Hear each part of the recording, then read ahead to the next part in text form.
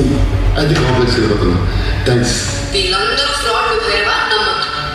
చూడు విజయ్, మన కల్చర్ని కించపరచద్దు. మనకు తెలియని ఎన్నో ఉంటాయి. చాలా పెద్ద ప్రాబ్లం నీకు అడ్డు రాబోతుంది. ఇవన్నీ నేను నమ్ము. పద విజయ్. కాశీ కింద అన్నీ తెలిసి కాంప్లెక్స్కి కూడా తెలియదు.